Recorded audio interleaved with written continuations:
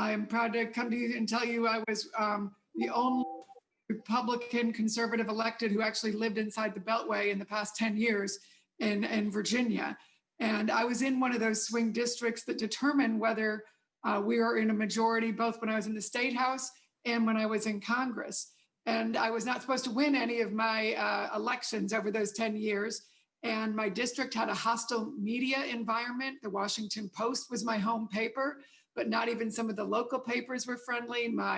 Most of my TV media was not, local media was not particularly friendly. So social media was my lifeline. You know, Facebook was the way I told my story, and YouTube and Twitter. I could put up all of the things that I wanted to talk about in my district. I could start at 8 o'clock in the morning and, you know, go to a business group and feature what we were doing there, tell them what we were discussing, go to a Boy Scout group, go to community leaders, visit businesses and tell about those regulations that were hurting them. And I was telling the story that I wanted to tell on my campaign through Facebook and, you know, through YouTube and Twitter. And then you could also do it on a paid basis.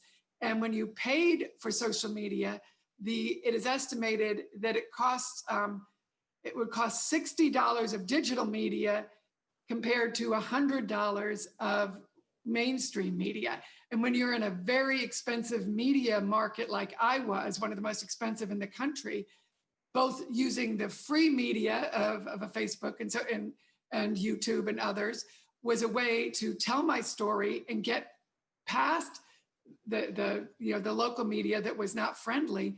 And it became something where I was able to tell the story about how hard I was working for my district, all the issues that I thought were important for my district, and have the people of my district tell that story, and they would follow along. And that was, I got the reputation for being one of the hardest working and being everywhere through social media. And it was something even the mainstream media ultimately had to put in a headline. Well, she's everywhere.